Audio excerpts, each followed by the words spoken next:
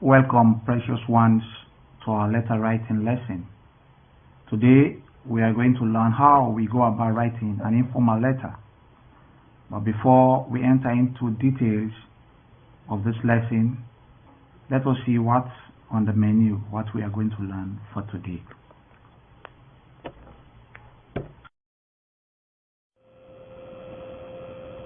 So, this is our content. First, we're going to learn what an informal letter is. We're going to know the purpose of an informal letter. We're going to learn the format of an informal letter. We have general tips on an informal letter and the model of an informal letter. Now, let us look at what an informal letter is. An informal letter is the letter we write to friends, relatives, acquaintances. And that is why we call it a personal letter, because we write to people that we know, people that we have close relationship with. So for instance, if you are asked to write a letter to your uncle, your aunt, your brother, your sister, a friend, it becomes what we call an informal letter.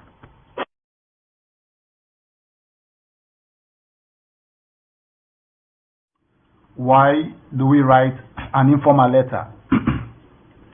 We write an informal letter for the following purposes: to congratulate your acquaintances, to thank your acquaintances for a gift,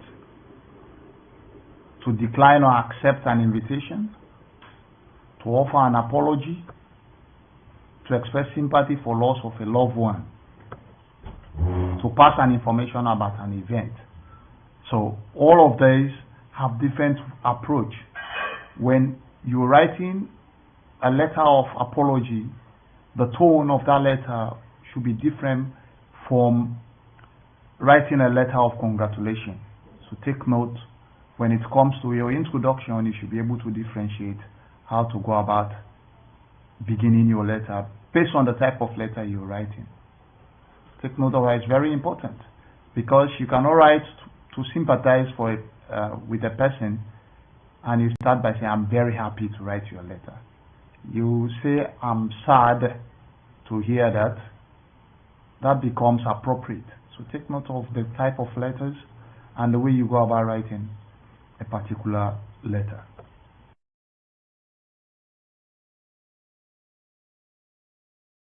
Let us look at the format of an informal letter, sometimes known as the part of an informal letter. So these are the parts of an informal letter. First, we have the writer's address. We have the salutation. We have an introduction. We have the body of the letter. We have the conclusion. And we have the subscript. Take note of all of these parts. This is what we are going to use to build our letter.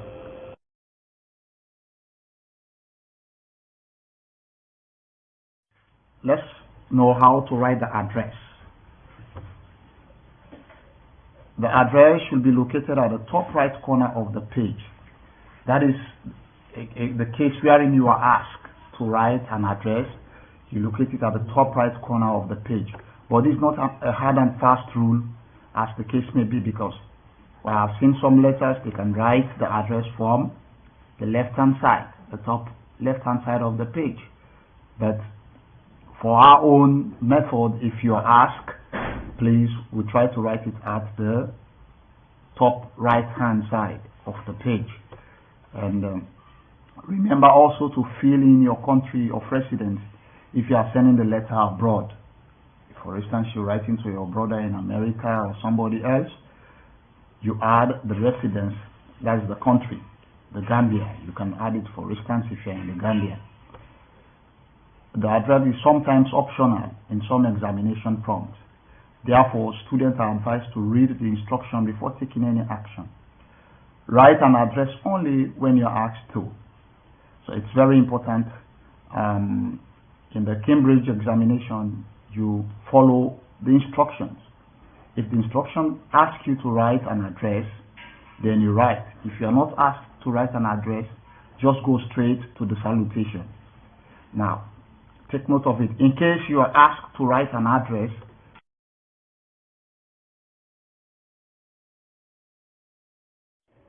let us see how we write an address. Mind you, we have two ways of writing an address. You can use either the school address or your home address. So, in this case, if you're writing your school address, it should be like this: Sibek International High School, comma, P.O. Box 2800, comma, Salaje, full stop, 30th April, comma, 2020. Now, look at it carefully in this particular address. All the main words start with a capital letter, and the punctuation marks also very important. Comma, comma, until I reach where the place is, Salaji, full stop, and just after the month there is a comma and a full stop. So take note of how we go about writing it. Now, let us look at how to write a home address.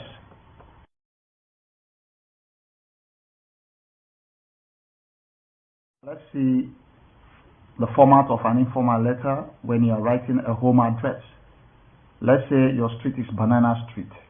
So we give it a number, 18 Banana Street, comma, Banjul, full stop, 30th April, comma, 2020. So take note also, here all the words are capitalized. All the words, the main words, because they are proper nouns. The street is a proper noun. The city or the town is a proper noun. The month is a proper noun, all capitalized, and the proper punctuation. If you're going to gain mark, you need to follow up carefully the way you go about writing and the punctuation of your address.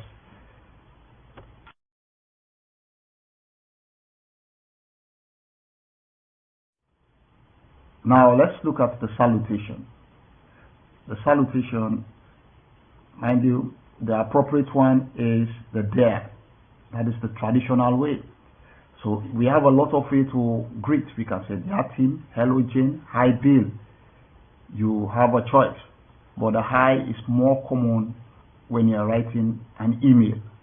Mind you, we have what we call an email.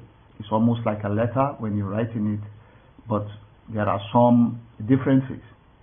So for instance, you're writing to your father, you can start with the dear dad, followed by a comma. You're writing to your mother, dear mom, followed by a comma. You're writing to your uncle, say dear uncle, plus the first name of your uncle. You write to your aunt, say dear auntie, plus the first name of your aunt. Then if you're writing to a friend, say dear, plus the first name of your friend, followed by a comma. So take note of it. Now,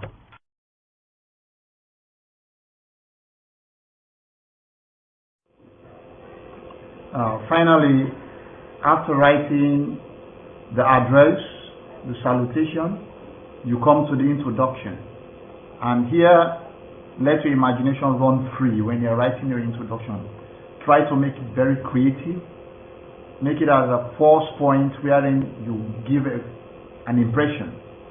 So let us see how you can start an introduction. You can say it's great to hear from you. Many thanks for your letter. Sorry it's taking me so long to write back. These are all possible.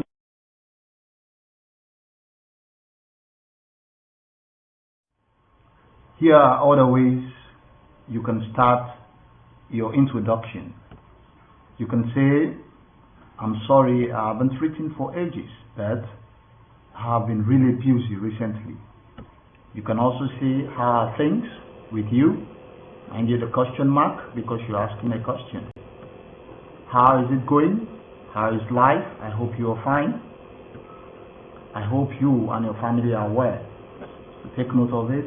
You can also start writing your question, your introduction in this manner.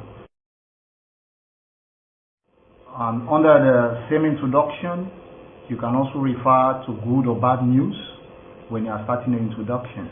For instance, you will say, glad to hear that, glad to read about. That is when you are referring to good news. Or you can also say sorry to hear or sorry to read about when you are referring to bad news. You can also say I'm really glad, that is good news. I'm very happy, that is good news. Okay? You can also say I'm extremely sorry, that is bad news. I'm very sad to hear, very sad to read about when you are referring to bad news. So these are possible ways you go about starting your letter. Now, after all the niceties, the greetings you have already related, now you move on to the topic. You connect the introduction to the topic. So you can start this way. By the way, have you heard, if you are giving an information? So you want my advice about, if you are writing a letter of advice. Anyway, the reason I'm writing, that is you are addressing the prompt that they ask you to write about.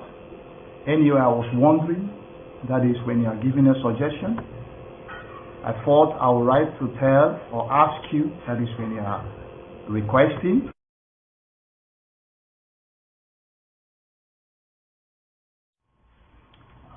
After successfully writing your address, the salutation and the introduction, you move on to the body of the letter. This is where you address the prompt. You write in detail about the prompt. So let's see what should be in this particular body. The body should be written in a personal, friendly way. The language should be chatty, that is just like the way you talk to a friend, because you have a personal relationship. And you use contractions, such as am, that is for I am, shan't, that is for shall not, can't, that is for cannot. And but this contraction, as much as you are allowed to use them, the contractions should not be overused. Mind you, in each paragraph at least just mention one or two contractions to kind of show informality. That is the reason why we use contractions. You use few, because if you overuse them, the letter becomes awkward and it is not good to go about reading shorter letter with full of contractions. So take note. It's very important, but should not be overused. Take note of this. Now, what should be on the body? You should state your reason for writing. You expand on what you mentioned in the first paragraph. And now you use paragraphs. Very important, this third point, because this is where you make your writing very, very attractive. You make it logical from one point to another. Don't cluster paragraphs. When you cluster paragraphs, the ideas will not flow, because if you put all the ideas in one paragraph, we call it paragraph clustering, and it is penalizable. It will reduce your mark and you will not achieve your aim.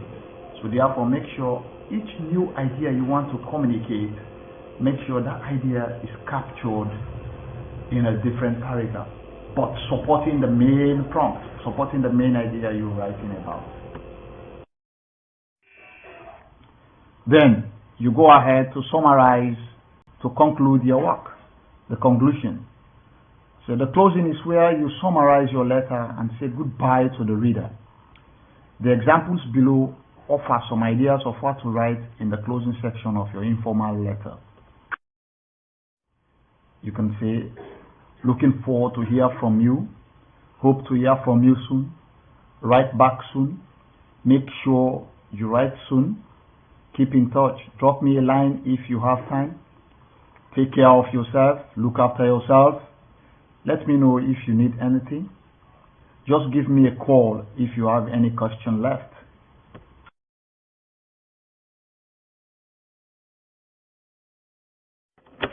Now, when it comes to the subscript, you have various ways to write a subscript. So you can use any of these ones that we are going to learn.